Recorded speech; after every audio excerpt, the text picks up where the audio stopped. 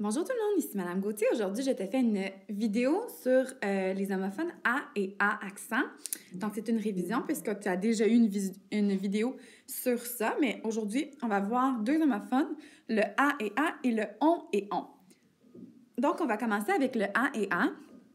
Le truc, c'est de le remplacer par le mot avait. Donc, quand tu vois un A tout seul, tu dois tout simplement le remplacer par le mot avait. OK? Donc, j'ai des exemples ici. Alors, je vais à l'école. Alors, ici, on a le son A. Et puis, le A, on va tout simplement le remplacer par avait. Donc, je vais prendre mon crayon et je vais écrire avait au-dessus et je vais le dire dans ma tête, voir si ça fait du sens. Je vais avec l'école. Ça ne fait pas de sens, donc je ne peux pas dire avait. Alors, quand je ne peux pas dire avait, tu dois obligatoirement placer un accent sur ton A. OK? Donc, quand tu ne peux pas dire avait, tu dois mettre un accent. Ensuite, deuxième exemple, Émile a un chien. Donc, encore une fois, j'ai le A tout seul. Donc, je vais essayer de le remplacer par avait. Donc, Émile avait un chien. Et là, ça fait du sens. Émile avait un chien, ça marche. Donc, quand je peux dire avait, je dois placer le A tout seul. Alors, parce que c'est le verbe avoir.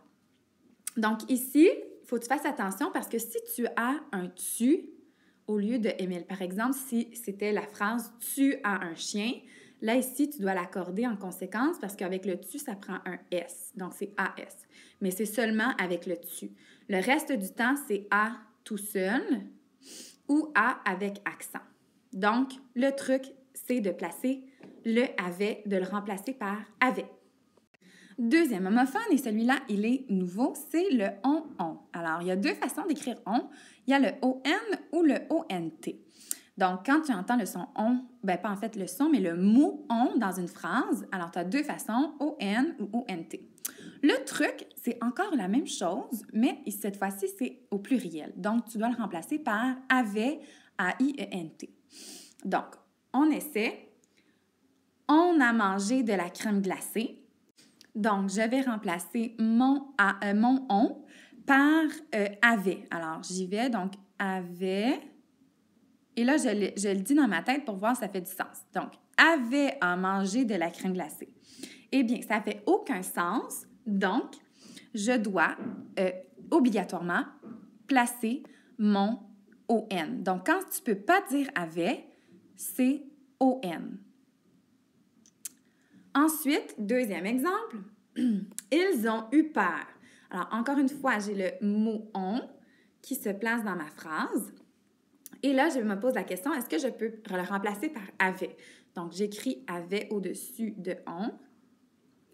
Donc, ils avaient eu peur. Et là, quand je dis, ça fait du sens. Ils avaient eu peur, ça marche.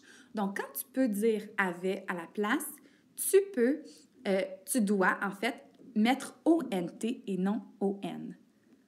OK? Donc, quand tu ne peux pas mettre avait, c'est O-N. Et quand tu peux mettre avait, c'est O-N-T. Alors, voilà qui conclut ta vidéo sur la révision des homophones. J'espère que ça t'a aidé. Et puis, on se revoit plus tard. Au revoir!